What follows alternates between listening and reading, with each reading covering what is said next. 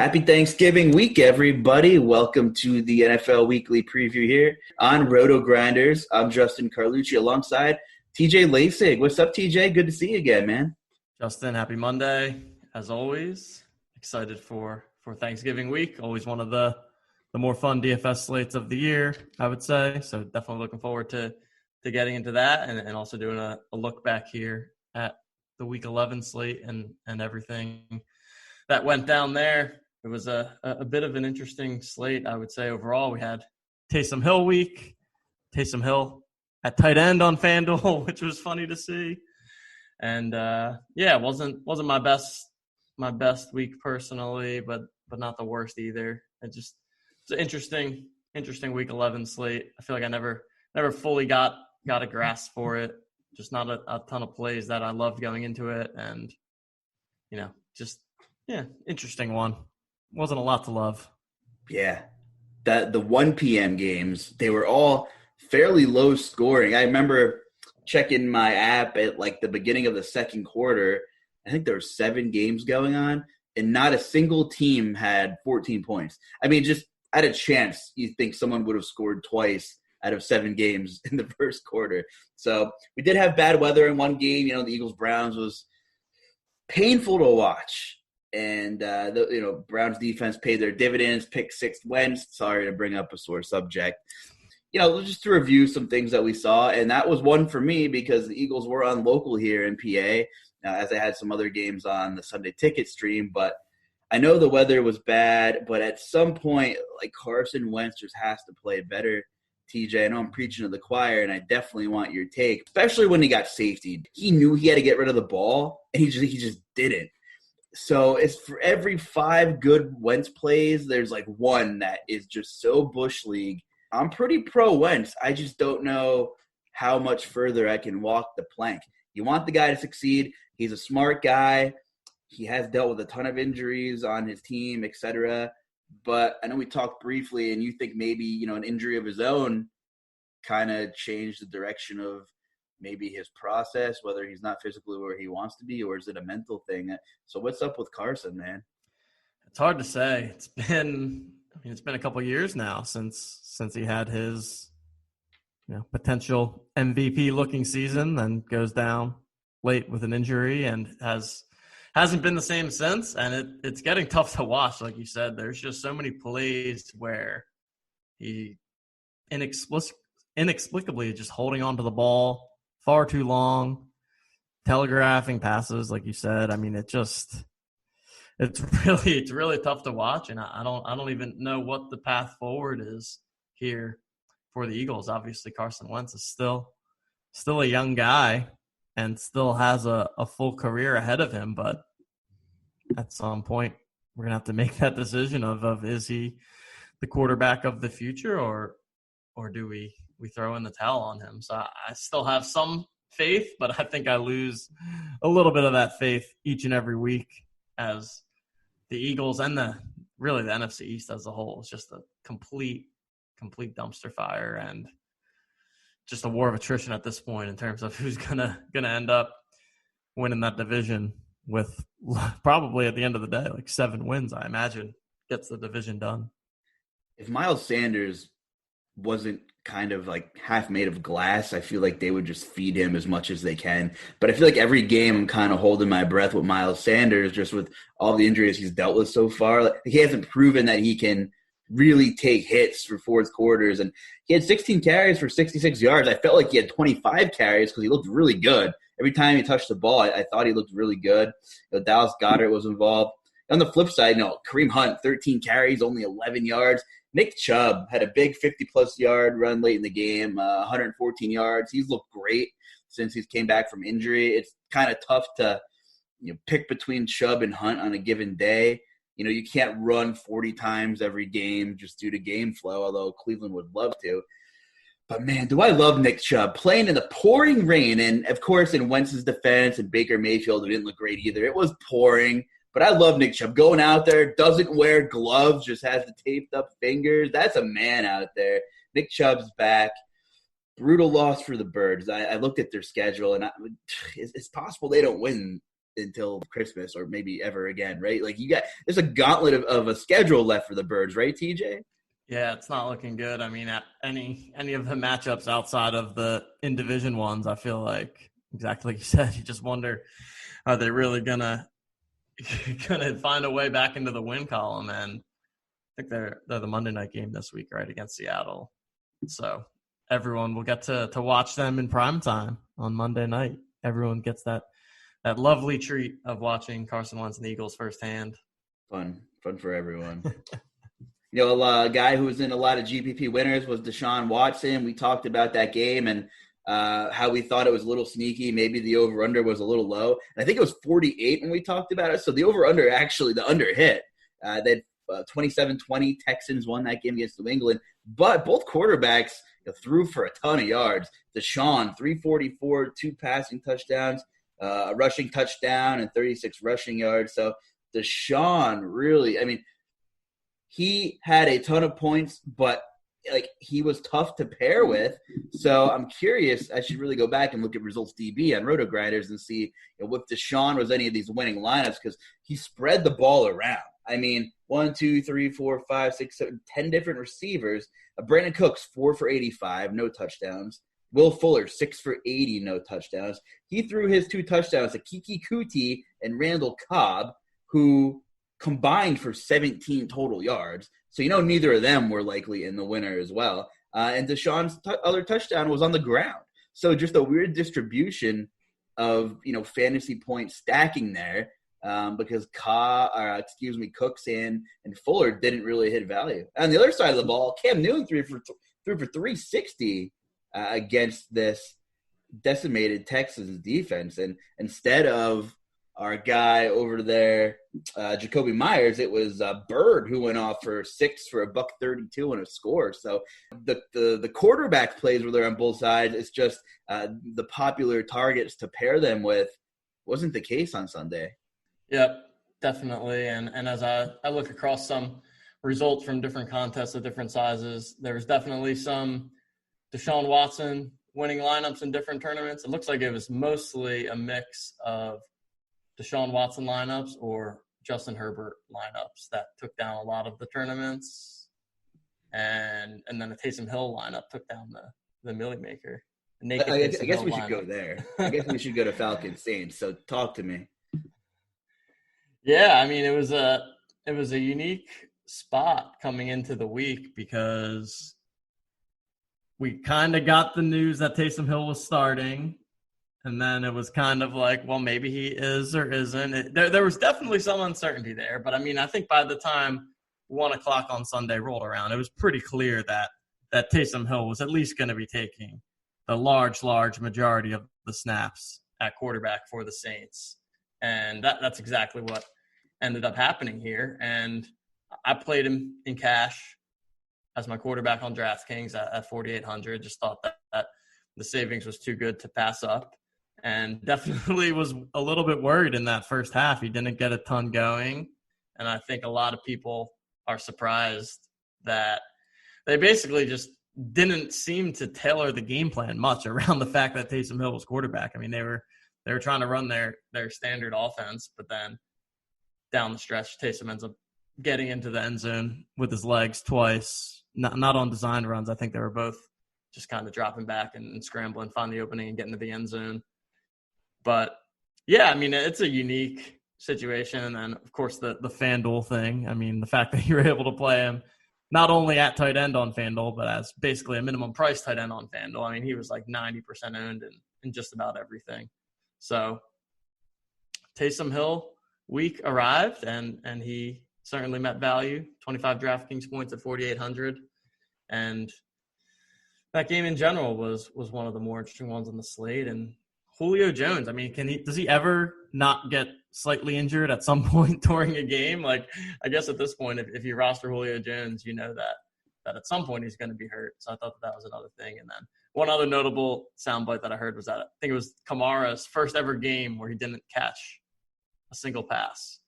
So that's what Taysom Hill will do to you. Sorry, Kamara. Yes, Taysom Hill rediscovered Michael Thomas like he's been hiding since he came back. 12 targets for Thomas, 9 catches, 104 yards. clearly this could be a thing going forward. Instead of freaking out and checking it down to Kamara when you're in trouble, Taysom Hill's just going to run, right? So might as well. And 10 rushing attempts for Hill, 2 touchdowns. Didn't do a lot through the air against a horrible Atlanta defense. On the flip side, I did play Matt Ryan in a GPP. It didn't work out for me. I figured New Orleans would kind of funnel the run, and they did. They shut down Gurley in that run game. There was only 14 rushing attempts. So if you would tell me Atlanta would only run the ball 14 times, I would say I probably got a pretty good score from Matt Ryan and whoever I paired with him. Just wasn't the case. 3 field goals the whole game for Atlanta against a Marshawn Lattimore-less defense. Pretty bad performance from the Falcons. Not like they had high expectations, but I expected a little bit more of a better game environment. So kind of a letdown for me there.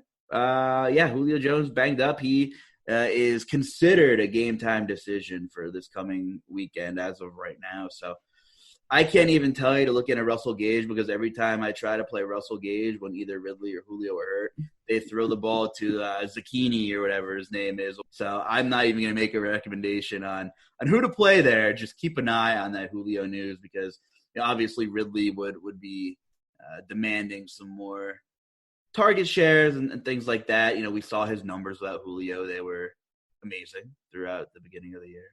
But anything else on this game? You want to jump somewhere else? I did want to remind everyone that we're going to eventually focus on the 3-game Thanksgiving slate. There's plenty of other content for the main card. We're in RotoGrinders. Check out RotoGrinders Premium. A lot of great stuff there. But we just kind of want to catch everybody up, and we'll talk about the Thanksgiving Day slate, which there's already a ton of news. Did you have any Falcons exposure, TJ? I did not have much Falcons exposure, actually, this time around. I think I had one lineup where I ran Taysom and then had Julio on a run back, but didn't have a ton on the Falcons, which was fortunate because they obviously didn't put up much this week. One of the games I was pretty focused on that also didn't work out was the Bengals football team game. Of course, one of the sad injury news coming out of this week is Joe Burrow going down, and he'll be out for the rest of this season. So what was it? I think it was an MCL that he came down with. So hopefully everything is okay in his recovery and that he'll be able to come back into next season fully healthy, but obviously never happy to see a big name, young guy go down like that. Just an unfortunate circumstance. I'm looking at the games playing back now, and Chargers Jets was another one that I was on. That was actually the one tournament lineup I had kind of saved my day. Just had a Herbert, Keenan Allen, Balaj, and then run it back with Mims as a cheap run back option. So Herbert continues to play pretty well here, and Keenan Allen is just a monster every single week. That target share is always going to be there. He's someone that we talk about being kind of in play on cash every single week. His price is finally starting to creep up there, but I still think that he tends to be underpriced and just comes with such a high floor with the number of targets that he's seeing in that offense. And Balaj had an okay game as well, but as expected, they took it to the Jets pretty handily. Yeah, it's amazing what Herbert has done for that offense. I mean, just their willingness to be more aggressive on early downs, and all those guys. Mike Williams scored a touchdown. It's like all these guys are in play in cash or GPP pretty much every week. And a funny note on Keenan Allen, I was scrolling through some Facebook memories or something, and I must have liked the post from 2015, one of the best shows ever, The League, and it was a clip with Ruxin and Pete talking about like putting Keenan Allen on their team. And I'm like, wow, it feels like Keenan Allen's been around for 20 years already, and the guy's only 28. So, the guy's still in his prime, and I'm excited to see, not that Philip Rivers was horrible, but I mean, Herbert will just sling it, man. And he loves throwing to Keenan Allen. So I guess I thought he was like around 30 already. He's only 28. It just seems like he's been like had some injuries, but he's just been like consistently producing for so long already. And like you said, price is getting up there. But you ever watch The League, TJ, on FX? Oh yeah. I haven't seen every episode, but it's a good show. It's fun, very relatable for sure. Very relatable. Very relatable. A little sad that it's finally off the air. I think the best episode ever was I don't know if you caught the one. I forget. It was the season premiere right after the Seahawks lost the Super Bowl with Marshawn Lynch and handing the ball off, and they kind of made fun of that when Marshawn made an appearance. So that was pretty funny. I do remember that one. Years ago already, man. I know. It's crazy. It is a great show. One consistency throughout the years, TJ, is, and I know we talked about this on last week's podcast, and you definitely gave it your stamp of approval, is that Aaron Rodgers is matchup proof. 300 yards, 3 touchdowns. Devontae Adams, high floor, high ceiling, 7 catches, $106, a touchdown. I cannot believe they lost that game. That was just a crazy sequence. Frank Reich, man, he gave Jonathan Taylor 22 carries. Nyheim Hines didn't get a single carry after being a rock star the week before. In a game script you think would totally suit him. He only saw 4 targets, 3 catches for 30 yards. So thought that was interesting. The Indy running back situation just kind of reminds me of the Rams. Like, good luck, whoever the coach sees fit for that day. I mean, even if you think he's a fit, you might be wrong, and it's hard to put your finger on. But, yeah, 20-plus carries for John Taylor I thought was interesting. But personally, for me, that's just, like, not something you can bank on happening until we see it for 3 or 4 consecutive weeks. Yeah, it really does seem to be a guessing game on any individual week on who's getting the action there. And I know that on the other side of the ball there, Derrick Henry had himself a pretty decent game. We talked about how he was going to get no ownership coming in. And I think he came in like 15% in a lot of spots, which is actually 10 to 15%, which is a little higher than I even thought that he was going to be. But just shows that he's always got upside potential, although did not outscore Dalvin, which I guess was the pivot that you were hoping for. But right. Yeah, that Indy backfield is just I don't know what to do with it. And it seems like it'll be a GPP only type of play, but they've shown some upside as individuals. And I know you're piggybacking off this because Indy will face the Titans again in a quick rematch. So kind of got the Henry versus Colts matchup from a couple primetime slates ago. And, gritty win. Let's talk about the Titans real quick and Baltimore, because Baltimore is on Thursday's slate. So I guess we can kind of tie that in with the slate we're going to talk about here on Thanksgiving. And, Titans scored first early in the game. Then they kind of disappeared for 2.5 quarters, as they typically do. And then they rallied and somehow found an answer to get a couple stops late in the game. Got a stop in OT. Got the ball, went right down the field. They got some big contributions from A.J. Brown.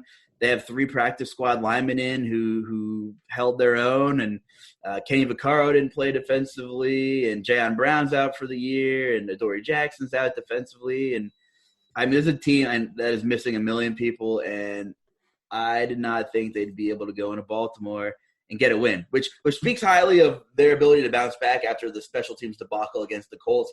But on the flip side, it's very worrisome for the Ravens, who were missing some personnel themselves, especially a couple key defensive linemen, which, eventually kind of opened the door for Henry to seal the game. So, man, Lamar and company, they've had their ups and downs offensively for sure this season. And if you can kind of contain Lamar and, Marquise Brown has some big drops. I don't even know what he is at this point. He's not a possession receiver. Yeah. Whenever he goes deep, Lamar can't hit him. So you basically just have like Hollywood Brown sometimes, Mark Andrews, and Willie Snead. So, wow. Do you have any takeaways from this game? And then lead us into Thursday with the COVID news too. Yeah, it's an interesting thing to figure out for this coming slate because. Yeah, Marquise Brown, 0 points, got 3 targets, 0 catches, and he just hasn't been a factor at all this year. So it's hard to go back there. Now, obviously, we know from last year that he has that big play kind of slate-breaking ability, but he's just not even getting much usage at this point. And so it's a little tough to go back to the Marquise Brown well. I think it's something that we're definitely going to have to consider on this 3-game slate. And yeah, like you said, there's all kinds of COVID news coming out right now with regards to the Baltimore Pitt game. I think we saw come through that both Dobbins and Ingram are not going to be playing on Thursday. So we should see a heavy dose of Gus Edwards in the backfield for Baltimore. I think that he'll quickly emerge as a chalkier option. I mean, we'll probably just start diving into this slate because it's not the most clear slate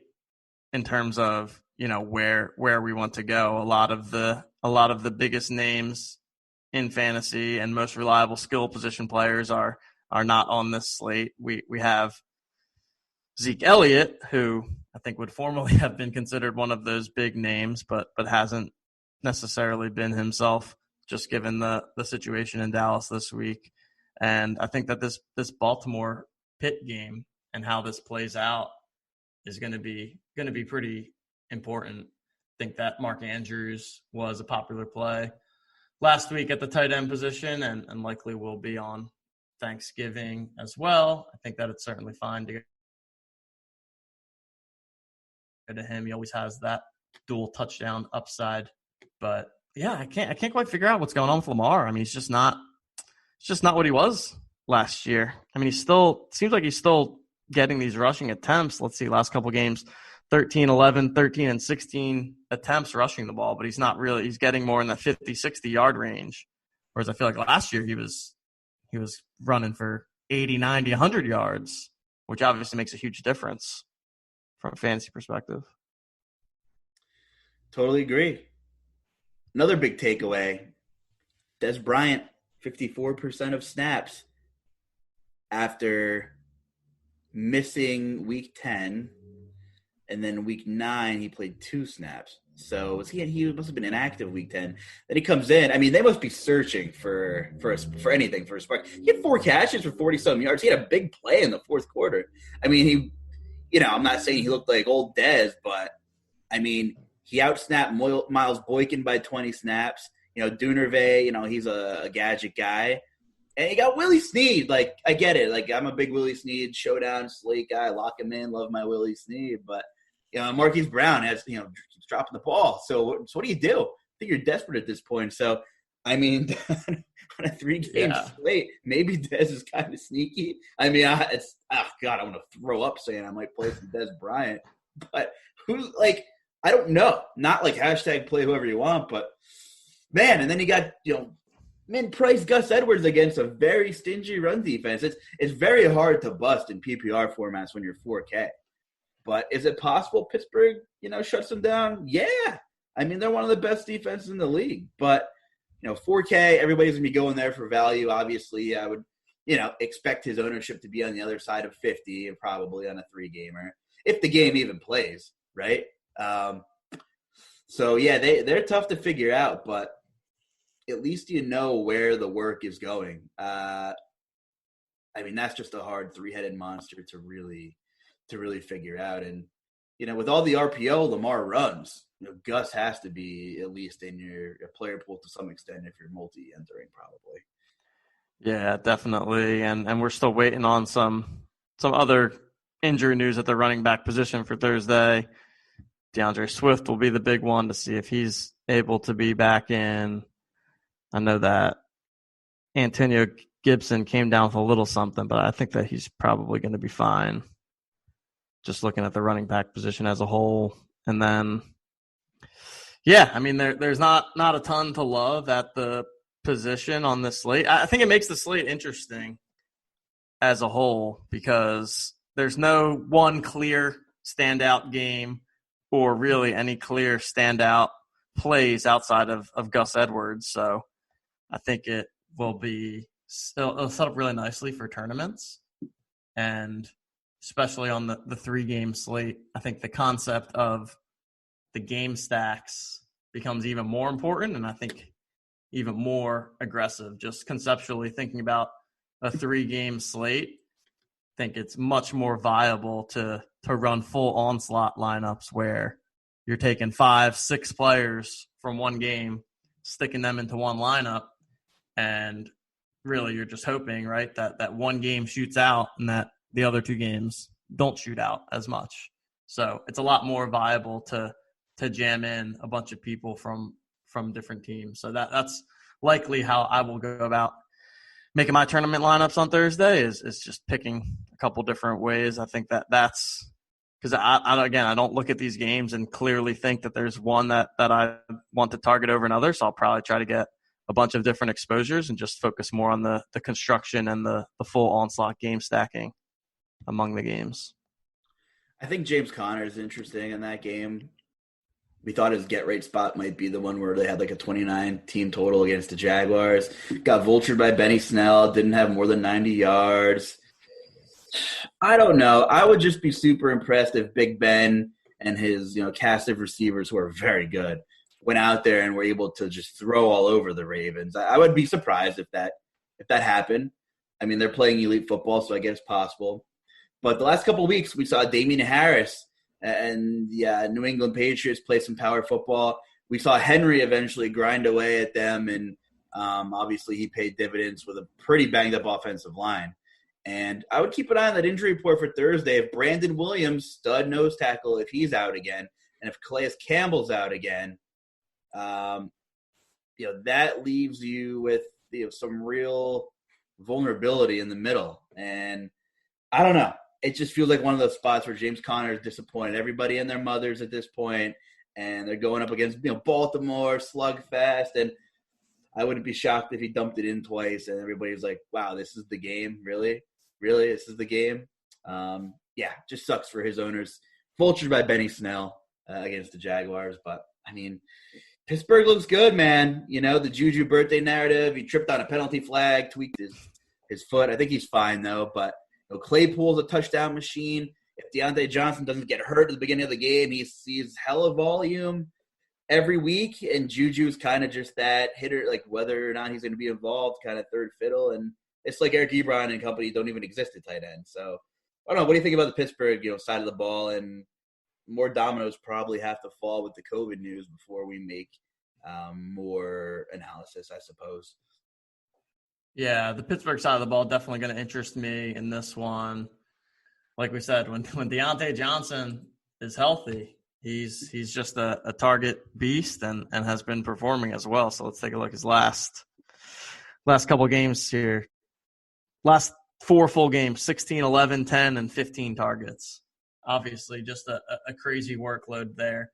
He's probably the highest floor wide receiver option in this Pittsburgh offense. But then we have Claypool, who you mentioned as well. I mean, he's shown the knack of getting in the end zone, 4 touchdowns in his last 4 games. Just has that big playability. Really talented receiver, obviously. So I think that Pittsburgh stacks will be pretty popular and certainly something that I'll be looking to go to. Hopefully Juju will be okay after tripping on the penalty flag. I have a feeling that he'll be fine and in the mix as well. And maybe he's the contrarian leverage option here. If more people are going to gravitate towards Johnson and towards Claypool, I think that mixing in Juju is fine. And I mean, you mentioned Eric Ebron. He hasn't done much, but at the same time, a lot of tight ends have not done much. So I think those are the kinds of people that we need to look at on a 3-game slate like this, where you zoom out onto a full slate and Eric Ebron's not going to be on the radar. But again, you start to mix it in here, and that's where you have a stack with, say, you already have a Ben, Deontay Johnson, and Claypool lineup on these 3-game slates. That's when you can add Ebron also on top of that and create that kind of mega stack onslaught, just in the hopes that the game shoots out and that the Steelers score a bunch of points. So I'm mostly interested in the passing game here, but you are right in that James Conner is someone that we can look to. Don't love it, but I feel like he's got to have a breakout spot eventually. I also feel like he's going to be the guy that gets talked about all week as like the leverage play, and then by the time Thursday hits, he's not going to be as much leverage anymore because everyone would have spent all week talking about him. But Yeah, basically, I'm interested in everything on the Pittsburgh side. I think that they're just looking really efficient as an offense right now. Yeah, for sure. We could backtrack chronologically, and we talked about the Texans earlier, and a little bit of Detroit. They're the 12 o'clock game. Got to check on Kenny Galladay. I know he practiced in a limited capacity Monday. Amendola, not sure. DeAndre Swift, we're not sure. Listen, the Lions got shut out by Carolina. How hurt is Matthew Stafford? So I would love to go Matthew Stafford against Houston. Like, I would love to make that play. I mean, he didn't score a single point. They didn't even kick a field goal. Stafford was 18 of 33. I'm worried there. I'm worried. That's the spot I would want to go to. Because Deshaun had a monster game, and that offense is good, and I'm sure Watson will be very popular Thursday, right? I mean, he's the only guy that has been consistently flashing his upside. Plus, he has legs, rushing upside.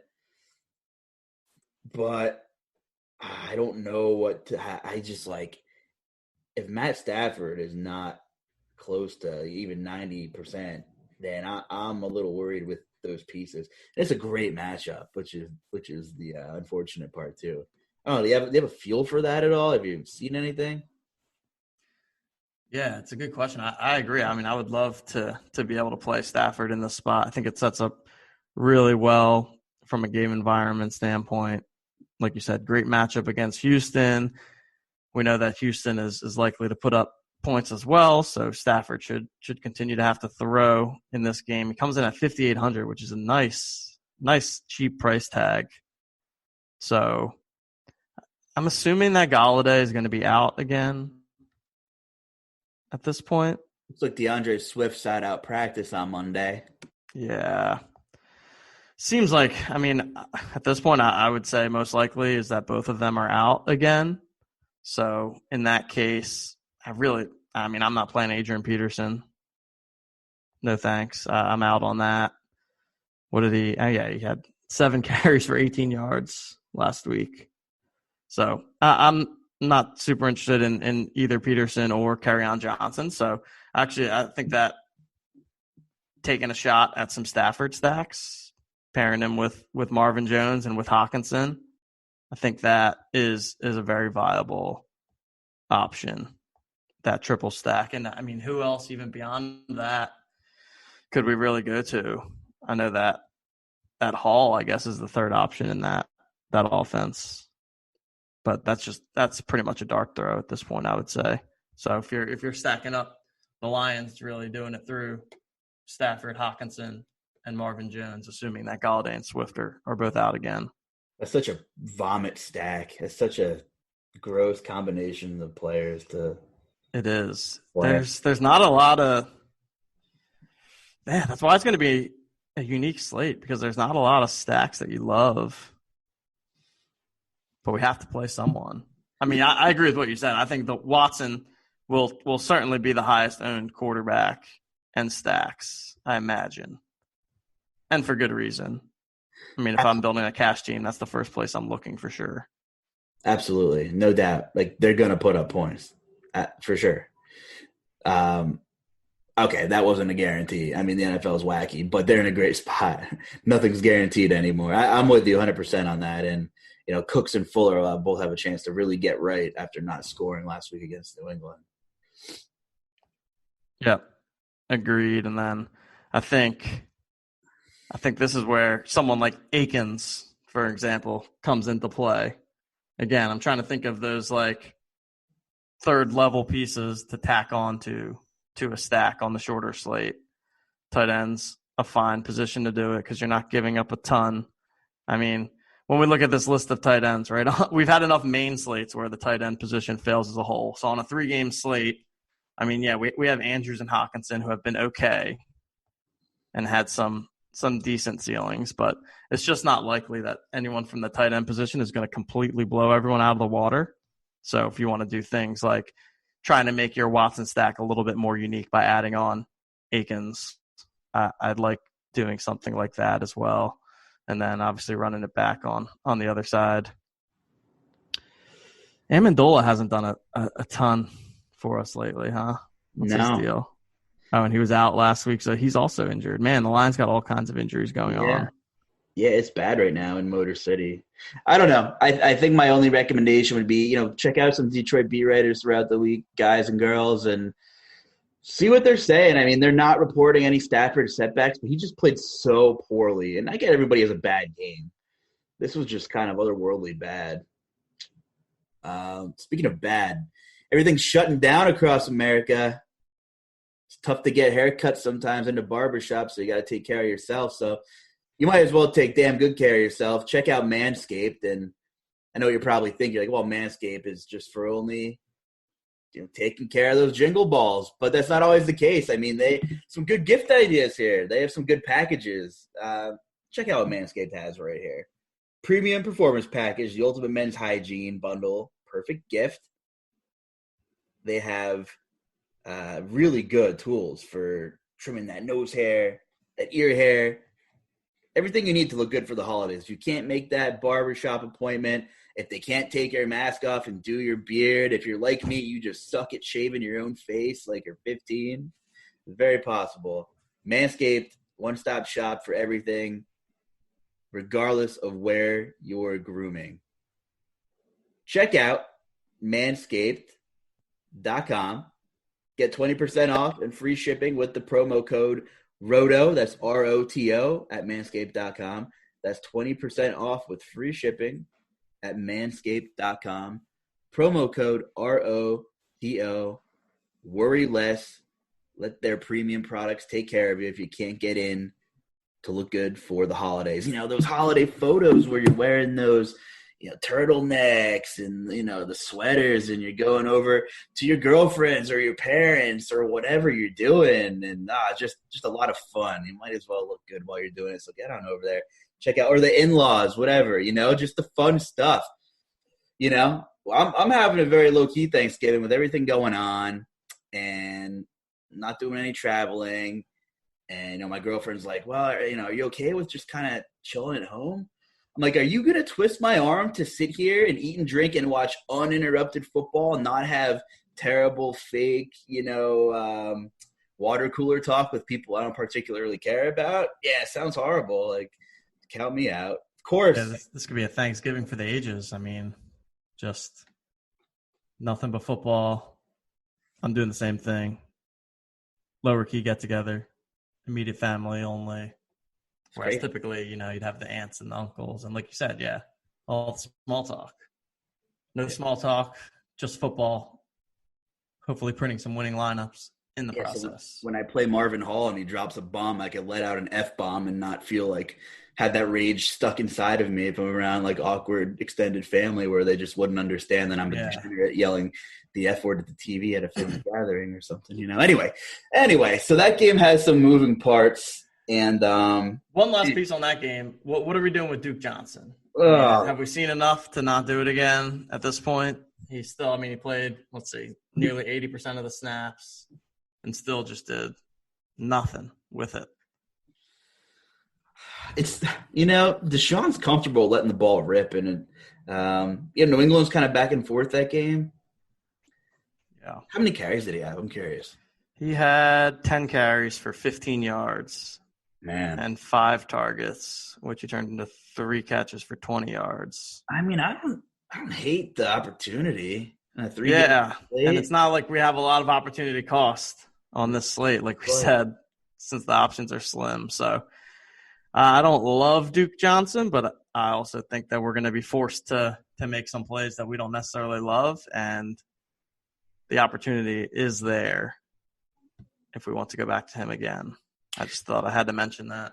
I mean, they had the matchups there. The Lions are basically bottom of the barrel in every defensive rushing statistic. Whether it's DVOA or whatever you look at, they're getting gashed. I know Duke Johnson's not a gasher, but he has as good a chance of anybody to score, especially if they play with the right game script. If Stafford stinks or he's hurt, they're going to be missing pieces.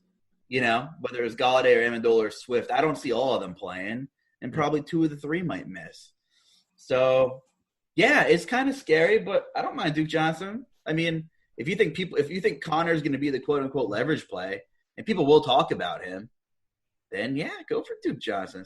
He's right between min-price Gus Edwards, right, and Connor. Like he's what 50 something. Yeah, So 5,700. Maybe there's your lower own guy who's there's no recency bias to go off of. He's been pretty bad. Good matchup. I like it. Yep. I like it. Hey, the 4:30 game, last game we'll talk about on this Thanksgiving card. So we pretty much covered the Steelers-Ravens game. The football team and the Cowboys. Andy Dalton had a ton of time off. Looked pretty good. Beat the Vikings.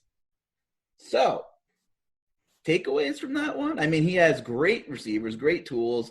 Zeke got going a little bit. We know the Vikings defense isn't great, but it's not like the Washington defense is elite. But big NFC East game here, for jockeying for position. And I don't know, fantasy-wise, what are you thinking here? The first thing I looked at, I did like 5 minutes of prep before the show because I kind of like coming on here and looking at things as we talk because it's my natural reaction, what's going on. J.D. McKissick finally didn't see a bajillion targets. He had 29 in the previous 2 weeks. I think he had 5. They for once had a decent game script, though, and Gibson had, 16, 17 carries, something like that. So I don't know. Just kind of a messy situation there between Gibson and McKissick, but I think I just prefer Gibson if you're holding a gun to my head. Yeah. Yeah, I think this is another good game. We've got Andy Dalton, like you said, back. Played pretty well. We obviously know there's a ton of weapons on this Dallas offense. So just looking at the target distributions from this week, it was pretty spread out. 7 targets for Cooper, 7 for Lamb, 5 each for Gallup and Schultz, 2 for Zeke.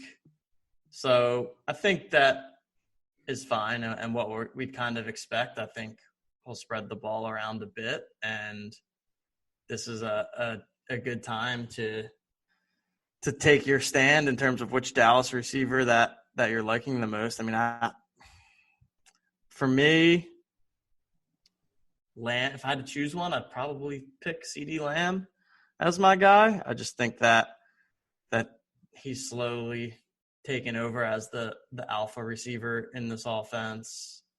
I think, I don't know. I just like his chances the most of putting in a slate breaking type of performance. Now that said, maybe as we get later in the week, we realize that he's going to be one of the higher owned guys. Gallup is 3,500. Wow. Basically, but he hasn't scored any points in forever. But that's crazy price. I was just looking at the prices now. So Cooper's at 5,700, Lamb's at 5,400, and Gallup's all the way down at 3,500. 2 targets Sunday. That's it.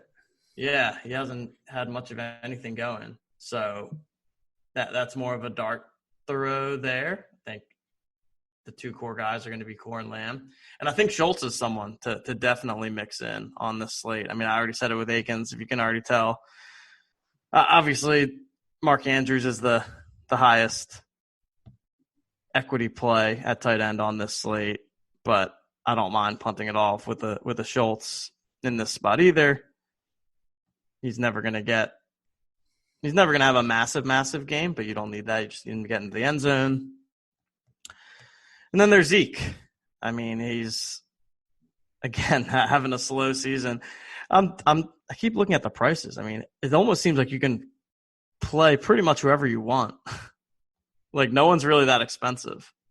So for the most part, the salary cap's not gonna limit us too much. So we're gonna want to make sure that we differentiate our lineups and don't play anything that's too chalky overall as a lineup and would risk being duplicated.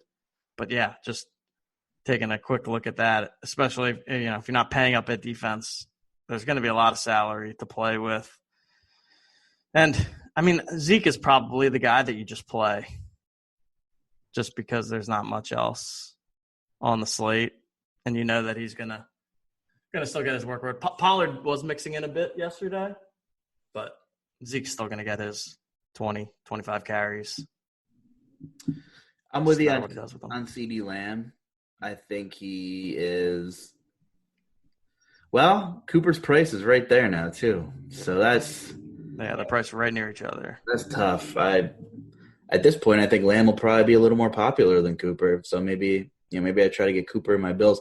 Just a travesty that Brandon Cooks is still not even like 5,500 ever. Like they just won't. He's always cheap. Bring his price up. It's not like he's just a 60-yard ADOT guy who sees 3 targets a game or something. Like he's very much so involved. Pretty much the whole year since the one cash clunker he had an opening week against KC where he might not have been 1,000% healthy. So I would imagine Cooks to carry significant ownership. You said salary cap probably won't dictate a lot of things, and Cooks is probably going to be one of the reasons why. I mean, he's under Marvin Jones. I mean, and he's 600 cheaper than Juju. He's probably been a little more consistent than Juju throughout the year. Galladay might not play.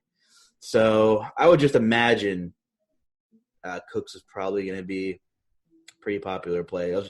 I know we're talking about the Dallas game, but I was just looking at pricing here, and I thought, wow, CeeDee Lamb and Cooks, 54 and 53.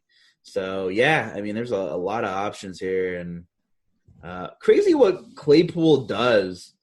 Last 2 weeks, he's caught 8 passes, and 3 of them were for touchdowns. So he kind of makes the most of the opportunity he has. I mean, he sees volume, but he doesn't see Deontay Johnson volume. His targets, so just looking at week 5 against Philly, 11 targets. Then he's had 4, 1, 9, 13, 10, 8. So it's okay, had a couple really high volume games and a couple not so high volume games. You just think there's a point where Roethlisberger can't keep throwing 35, 40 times a game, right? All 3 of these guys can't. What was it, against Cincinnati 2 weeks ago? Were they all pretty much at value, all 3 of the receivers? Yeah. Eventually, is the James Conner game going to come? I don't know. It'll be interesting to see ownerships and what kind of leverage you can have between how you think they're going to score their points. But against Baltimore, you would just think there's just not enough opportunity where all 4 of them are going to you got to draw a line in the sand somewhere, I would think. But yeah, I mean, and then, Terry McLaurin missed practice Monday. Hopefully they're just resting him up. Gibson missed practice too. It could be a short week thing. Just stuff to monitor. I mean, McLaurin, 7K, highest priced receiver on the slate. Gotta love him. Good matchup. I mean, look, the Minnesota receivers just ate Dallas alive as well. It's not like Dallas' defense is any good. Yeah. Yeah, McLaurin, he's probably one of the better raw plays on the slate, I would say. And like we said, there's not – the salary cap's not super restrictive, so he'll certainly come with some ownership. But at the same time, you need those raw points on a slate like this. So I'll definitely be looking to get McLaurin into my lineups. I don't know. How do you feel about Alex Smith?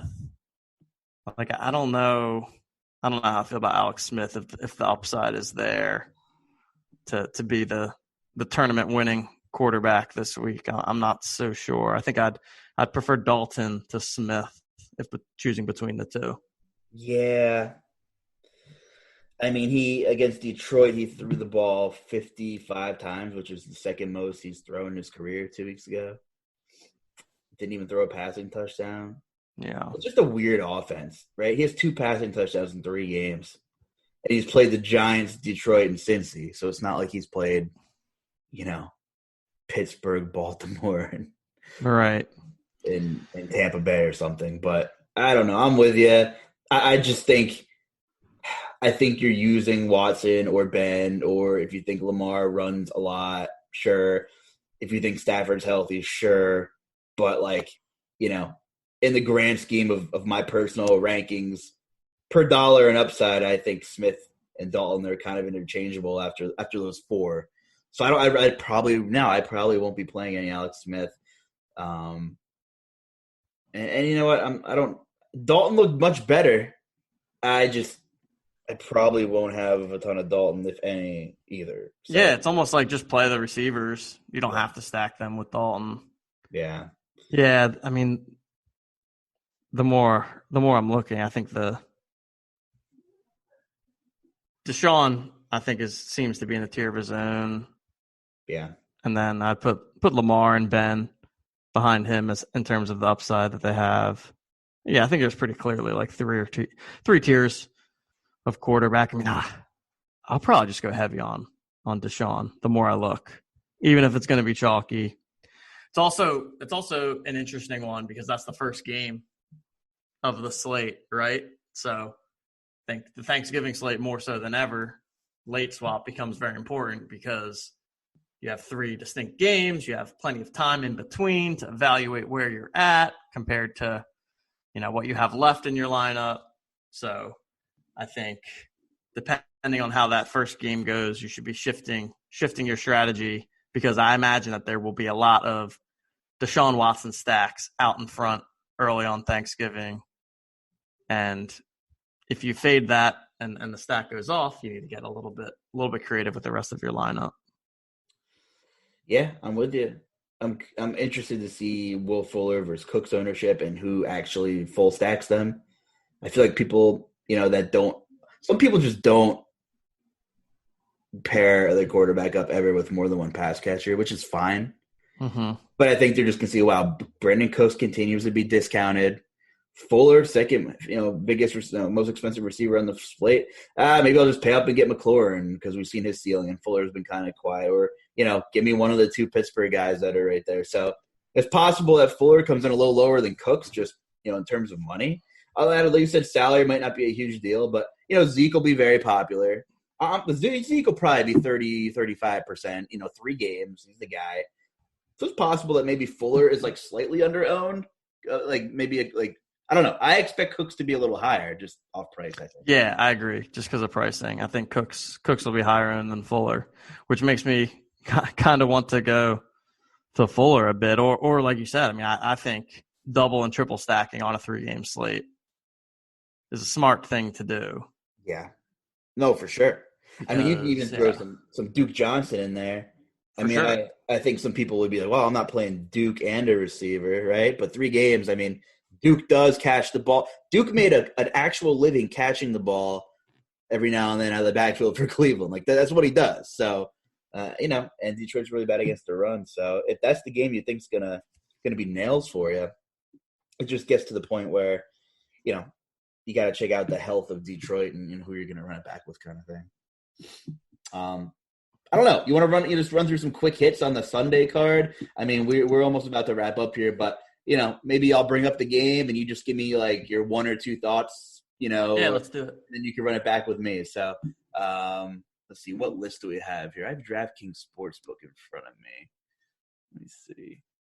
I don't know. I'll start it off. The first game I have in front of me here for Sunday is, according to DraftKings Sportsbook, is Cleveland and Jacksonville. We're a barn burner there, TJ. So I saw your face man, why'd you give me this one first? What do you think about this game? What's your gut feeling here? Cleveland, Jacksonville. Gut feeling, I think you could probably look to Chubb in tournaments. The way you said, he just always has that kind of 100-yard, multiple touchdown upside. I think Robinson, and I'm kind of going off the top of my head on this one, but I feel like Robinson is one of the more underrated running backs in fantasy right now. So, and he seems to be pretty game script independent. So even when Jacksonville's expected to be playing from behind, he's still involved. So I would mostly look to the running backs in that game, not a ton of interest otherwise. Yeah, and I have no numbers in front of me because I was focused on Thursday slate. I just pulled up the pricing. He's 6,300, which makes him about 10th or 9th most expensive. So pretty high floor he's shown too, like you said, regardless of game flow there. Good call. We know the Jags get gash on the ground. I like the Nick Chubb idea. 7,100, so he's essentially the same price as he was against Philly. So that's fun. But I'm with you there. Baker Mayfield hasn't shown me anything. He had that one massive game. Everybody thought, okay, maybe the 5-touchdown game, maybe Baker's back. But that's not who he is. And, yeah, it could happen again. But I don't see it. I love the Cleveland run game. They want to pound it. And, you can run it back with DJ Chark or someone if you feel that way. Miami and the Jets is the next game on my list. Real fun AFC East clash here. So what happened with Tua Sunday? Was he hurt? Did they just bench him? Was he getting clobbered? Everybody was jumping on the Tua train, and just like that, Drew Lock in Denver kind of derailed things temporarily. Yeah, I think he got benched, from my understanding at least. But then I also saw that he's starting next week. So a situation to monitor, but a strange one. I mean, the whole thing is strange. It was strange to me why Fitz was even benched to begin with, and then to go away from Tua in the middle of the game seems very, very odd. So maybe we'll come out that he had an injury or a quote unquote injury to save face a little bit there. But yeah, I mean, for that reason alone, right, it makes it tough to go to anyone in the Miami passing game. I think Ahmed in the backfield is somewhat interesting to me. Could stack him with the Miami defense. That'd probably be the main thing that I look to. And I mean, I'm sure Mims is probably min price again. I feel like if I'm ever looking for a 3,500 receiver on DraftKings, like, don't hate playing Mims if you really need salary relief. They don't seem to move his price up at all. It's not like he's having great games, but he can maybe get you 10 points. No, yeah, I agree there. I agree there with you. Buffalo and the Chargers. Your boy Josh Allen coming off a bye against Herbert. Could be a very fun game there. Yeah, that seems like a stackable one to me. Obviously, I think we know all the pieces there. You've got the Josh Allen, Stefon Diggs stacks. You've got Keenan Allen on the other side. Yeah, I think that's a great game to stack up. Probably one of the better ones on the main slate. Herbert up to 7,200. Love to see it. See it. Wow, Keenan Allen 8K. You were right. Yeah, so, but rightfully so. I mean, there's going to be some points there. 54 over under. Buffalo's 5.5 point favorites right now, like that. The Bengals and Giants could be a sloppy game. 42.5 total in that one. We're probably going to see Ryan Finley for Cincinnati, I'm assuming, which is a big hit to all the great pass catchers in that arsenal. Keep an eye on Joe Mixon's status. If not, Giovanni Bernard is always in play. The Giants side, I am not going to really play much of this game. So yeah, it's an ugly one. I'm just not going to talk about it. I mean, I don't know. I mean, both defenses are in play. Danny Dimes is kind of a gunslinger, still does some dumb stuff. And, obviously Ryan Finley, who's Ryan Finley, probably he threw a pick on Sunday in limited action already. So, I mean, if you're turnover hunting, that's a game interesting, for defense and special teams. How about a fun game, a better game? New England is home against Arizona, it looks like here. So, 2.5 point spread, 49.5 total. Cardinals traveling all the way to the East Coast. Are you a big travel reverse time zone statistic guy? How much do you weigh it? I usually don't weigh that much, which maybe is a mistake. But I mean, I guess my thoughts on all that is that that's built into the line, right? Like the fact that Arizona's traveling across the country is built into the line that they're 2.5 point road favorites.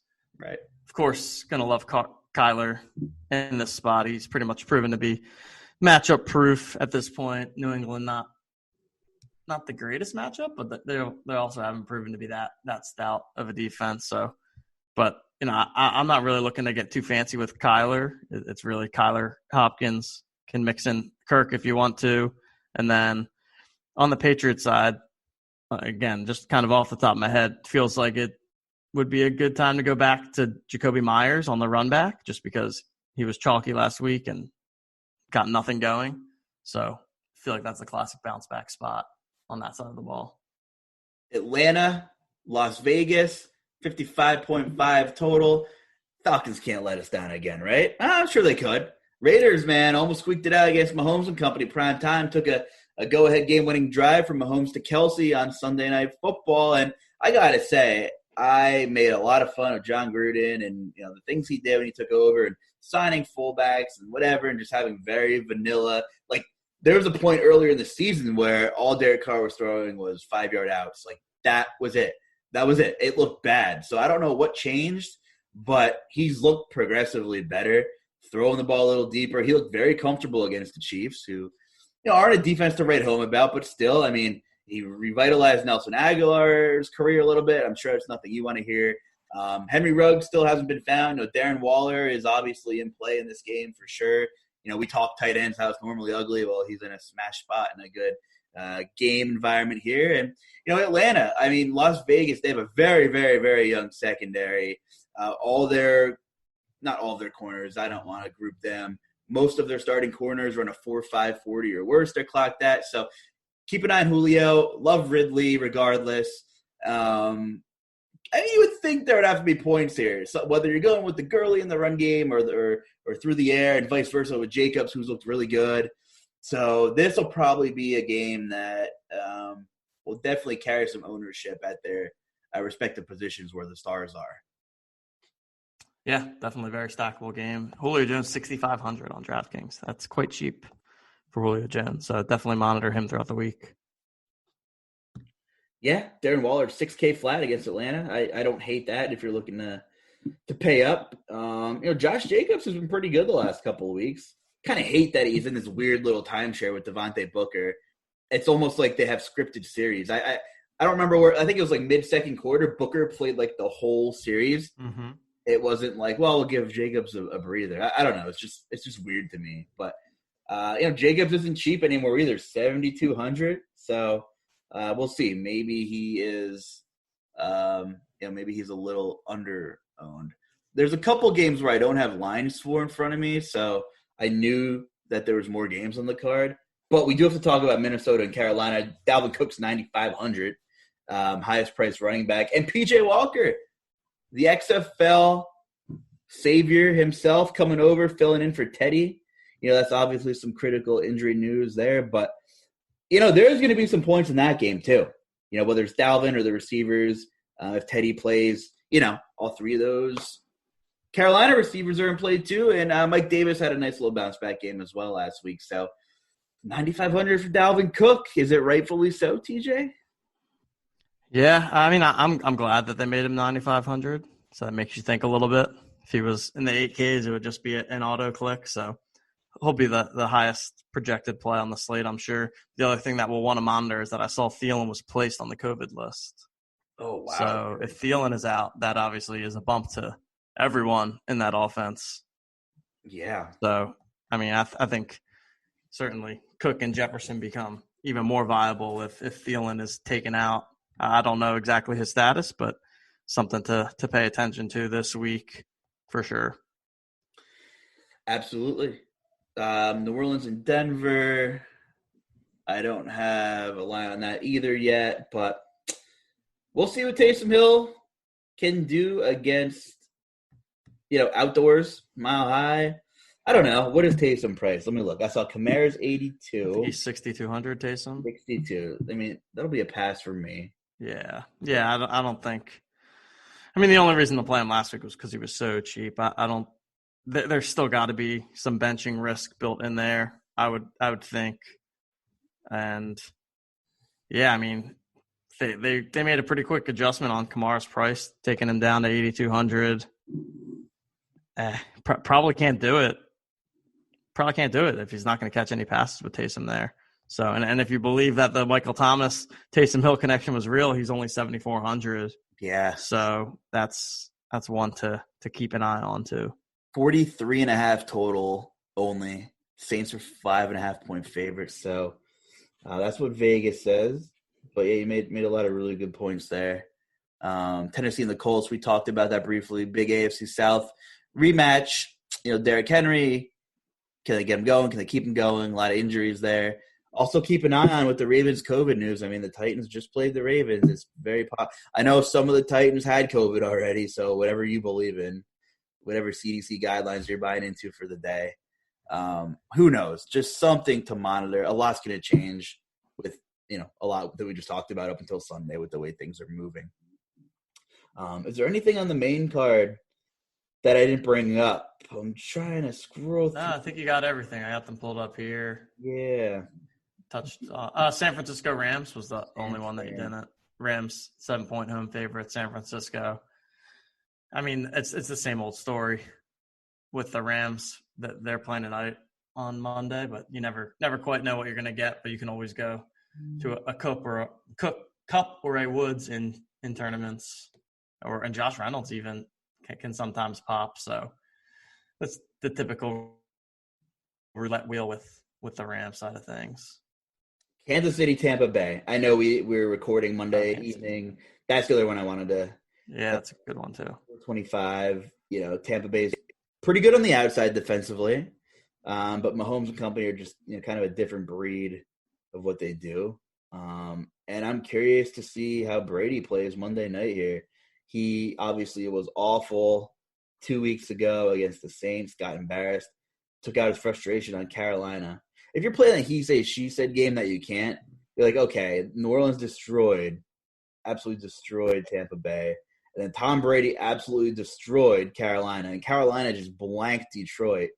So it's like, how bad is Detroit if you're playing he beat, he said, she said game here. But transitive property. Yeah. Obviously, a lot of fantasy point possible production in that 425 game between Tampa Bay and KC. Just really hard with Antonio Brown being so relevant so quickly. And, like, where's the ball actually going to go? And you still got Ronald Jones and Fournette. We don't know who Ronald Jones is sleeping with in that organization to continue to get touches. But if we find out, we'll let you know. It's just kind of hard to figure out where the ball's going in Tampa, TJ. Yeah, definitely one of those offenses where on any given week it could be any one of the guys. So can kind of mix in different options there if you're going with a Mahomes, Tyreek, Kelsey kind of stack on the other side, which I'm sure people will be doing because it's always a good play.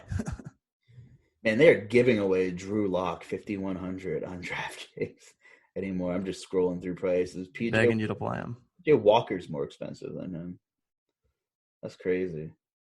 Yeah, anything else, man, before we get out of here? Anything on either the Thursday slate or Sunday? I know we quickly went through Sunday because Thursday is obviously a long day, big day. It's fun to do well on those holiday slates, and hopefully some of the stuff we covered, help you guys all out that are listening. Yeah, no, not too much to add. Enjoy the Thanksgiving. Enjoy Thursday. Always a fun slate. Make sure you're paying attention throughout the day, monitoring opportunities for late swaps if you're playing. I think that's key, especially on this slate. And should be a fun one. And then we'll be right back at it to get back to Sunday. We'll have all the standard Sunday content at RotoGrinders in addition to some special Thanksgiving stuff that the guys are going to be putting out. TJ, where can the people find you on the Twitter machine? The people can find me on Twitter at TJL5124DFS. Be coming out my GPP article on Friday for the main slate. So no Thanksgiving specific content from my end, but we'll be doing my typical main slate tournament lineup coming out on Friday. Awesome. Hey guys, subscribe to us, give us a like, give us some feedback. We want to hear your thoughts. Tell us what you want to hear. Got any questions, feel free to DM one of us. Hit TJ up on Twitter. Hit me up on Twitter at @TheJCarlucci. Whatever we can do to help, we will. In the right direction. Need any help with RotoGrinder stuff? The packages are amazing. We have all the sports covered. Our Discord, maybe we don't talk about the Discord enough, but just having access to our Discord where, our analysts float in and out and you can ask people whatever you want. And just a really good network, good group of people our premium members are, you make good friends in it too, just it's good to be involved with people who are like-minded. So good stuff, man. Have a good holiday, TJ, and to all the listeners, have a good, safe holiday, good long weekend. If you're going Black Friday shopping, be safe out there. Did you see our governor, TJ and PA, just clamped down and said on Wednesday, which is the huge booze night, obviously, across America, alcohol sales have to be stopped by 5 p.m. on Wednesday. I did see that, and I was not happy about that. Crazy. That's something. Crazy. I'm not sure on that one. Well, 2020 for you. Yeah. We'll save that for the pandemic podcast. But anyway, for TJ Laessig and the rest of the RotoGrinders crew, I'm Justin Carlucci. Have a good Thanksgiving and good luck this week.